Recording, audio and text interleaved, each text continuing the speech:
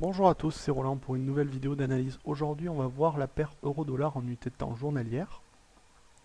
Donc, comme on peut le voir récemment, on a eu une accélération baissière aujourd'hui. La bougie n'est pas encore terminée, hein, mais bon, pour l'instant, ça semble être bien parti à la baisse. C'est une forte accélération qu'on a aujourd'hui, hein, vraiment très puissante, qui marque un retour baissier. Mais on va revenir d'abord un petit peu sur ce qu'on avait dit la dernière fois. Donc, j'avais évoqué plusieurs scénarios probables. Donc évidemment ils se sont réalisés parce que j'ai un peu tapé partout. Mais on en était exactement à cette bougie là, cette bougie verte là qui vient toucher les bandes. On était juste à ce moment là et j'avais évoqué plusieurs scénarios. Donc le premier, c'était un rebond baissier possible puisque là on avait un niveau de résistance important. Euh, et les cours pouvaient, à mon avis, repartir à la baisse dès ce moment-là. Si on avait un signe bien évidemment de baisse. Comme on le constate, on a eu une accélération haussière. Alors pourquoi je parlais de la baisse, je vais aller un petit peu plus loin quand même pour que ça paraisse plus clair. C'est que là on avait une droite de support ici, enfin un canal plutôt, qui a été cassé à la baisse.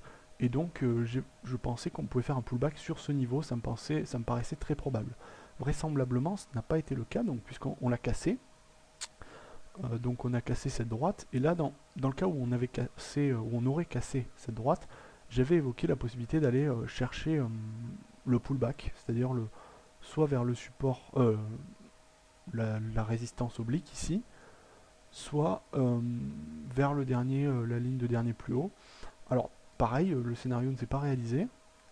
On s'est arrêté à mi-chemin, en fait on s'est arrêté exactement sur les 764 de Fibonacci. Ça pouvait être un niveau intéressant aussi évidemment pour repartir à la baisse. Et bon, on voit quand même là où on a eu une configuration baissière assez importante. On voit qu'on a une cassure des bandes, une bougie rouge qui a été un peu lente, sans trop d'efficacité. Une nouvelle bougie verte qui elle, pareil, n'a pas eu énormément, enfin elle était quand même haussière, hein, il faut le souligner. Mais juste derrière, on a eu une bougie baissière de la même taille. Donc là, dans cette configuration, on n'était pas dans une accélération haussière, et plutôt dans une dynamique d'hésitation. Et on a eu une confirmation de la baisse sur les bougies qui ont suivi. Alors, donc, mon avis ne peut, enfin, je ne m'étais pas trompé, mais à la fois j'étais pas allé chercher, je m'étais pas vraiment prononcé. Euh, pour moi, actuellement, on est dans un scénario de baisse très important. Et on va revenir un petit peu sur une échelle de temps plus importante pour voir un petit peu ce qui se passe sur la paire depuis quelques semaines, quelques mois, pour comprendre vraiment le fond du mouvement. Alors, on va revenir en hebdomadaire. Donc là, on est en unité de temps hebdomadaire. Alors, on va tracer quelques droites. Donc, les plus importantes pour moi sont celles-ci. Voilà. Donc là, on a eu une configuration en biseau pendant un bon moment, hein, depuis facilement 3 ans à peu près. Et on est sorti. On a cassé à la hausse la droite de résistance du biseau oblique. Et les cours ont formé un canal haussier en sortie. Voilà, donc on le voit ici, hein, il est très bien matérialisé, notre canal haussier. Et donc tout naturellement, on a touché ici la borne haute du canal, avec un très bel avalement baissier, hein, très bien marqué, qui montre bien le retournement. On est allé toucher notre M20 ici, on a rebondi, donc ça c'est les dernières choses qui se sont passées. Et là on est en train de repartir à la baisse complètement. Et pour moi, là, ce retournement ici montre une incapacité des haussiers à relancer le mouvement. Et je pense que dans les prochaines semaines qui vont s'inscrire ici, on devrait avoir un retour vers à la fois possiblement soit vers la résistance pour faire un pullback ici, sur la résistance qui a été cassée, soit vers le support oblique ici. Ça me semble très probable, donc je suis plutôt baissier sur les prochaines semaines ici graphiquement. Tout porte à croire qu'on pourrait avoir une continuation baissière du mouvement en cours. Et on peut retracer ici, hein, si vous voulez, notre canal qu'on avait, notre petit canal, donc là, qu'on avait tracé en journalier. Et on a une belle identification, hein, on casse, on vient toucher plus ou moins presque la résistance, le support qui devient résistance, et on pourrait accélérer à la suite de cette cassure vers le support oblique. Donc ça c'est mon scénario à moyen terme, je veux dire je suis plutôt de fond baissier sur la paire euro-dollar. Si on revient rapidement sur l'unité de temps journalière, on voit la puissance du mouvement baissier des quelques derniers jours. C'est qu'on est allé, les cours ont touché la M20 ici, ils ont traversé la M50, et ils sont restés bloqués entre la M20 et la M50 sur 2 séances haussières, et là ça a été aujourd'hui la sanction, hein, la grosse chute derrière, après l'incapacité des haussiers à passer au-dessus de cette M50.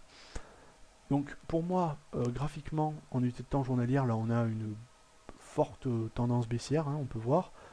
Donc je suis plutôt d'avis baissier sur les prochains jours. Et si on regarde en 4 heures, plus précisément, là on va identifier vraiment une configuration graphique très très baissière. Alors, on va tracer une droite qui va tout montrer, c'est une horizontale. Elle est ici. Alors ça a été une droite qui a vraiment eu rôle de pivot, hein, en quelque sorte. Les cours sont restés au-dessus, puis en dessous encore, sont passés au-dessus. Il y a eu énormément de points de contact sur cette droite. Et là, on a eu une épaule tête-épaule qui s'est formée. Elle n'est pas splendide, hein, je vous l'accorde si vous la voyez. Mais on a quelque chose qui ressemble un peu à ça. Voilà, donc là je la matérialise avec des petits sommets. C'est pas forcément très esthétique, mais c'est pour voir la configuration. Et donc là on l'a franchi à la baisse, donc on pourrait avoir évidemment un pullback pour revenir sur cette droite, je pourrais pas dire support ni résistance parce qu'elle a fait les deux pendant un moment, cette droite de pivot si j'ose dire, mais c'est pas un point pivot, hein, ne confondez pas. On pourrait avoir un retour aussi vers cette droite, c'est probable, c'est pas obligatoire, mais c'est possible puisque là on est pas loin de diverger. Si on avait un petit retournement, on aurait une divergence sur le RSI, une divergence bien entendu haussière. Donc si on prend les objectifs théoriques de la figure, hein, c'est-à-dire la tête reportée au point de sortie, bizarrement on arrive exactement, enfin à peu près, si on trace ça correctement, on arrive sur le dernier plus bas. Donc pour moi les premiers objectifs en H4 ici c'est les derniers plus bas. Vraiment je pense que ça me paraît très clair dans cette configuration. On devrait avoir un mouvement baissier sur les prochaines heures, prochains jours, jusqu'à ce niveau, autour des 1,40 disons.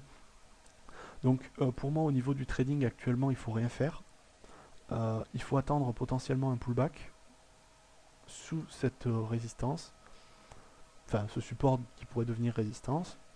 Donc c'est-à-dire attendre que les cours repartent à la hausse. Ensuite attendre un petit signal baissier ou même pendant qu'ils sont encore à la hausse, prendre une position à la vente. Le take profit au dernier plus bas ici, hein, comme à l'objectif théorique que j'ai donné, et le stop où on veut en fait, hein, parce qu'il y a plusieurs possibilités.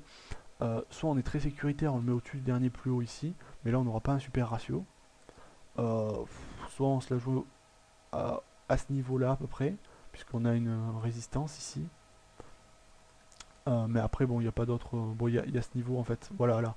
Disons à ce niveau-là, on a pas mal de points de résistance, on pourrait le placer à ce niveau-là, on aurait un ratio qui serait encore acceptable. Mais bon, pour l'instant, je suis très très baissier sur la paire. Voilà, donc vous avez mon avis sur la paire euro-dollar. Sur ce, j'espère que ça vous a plu et je vous dis à bientôt.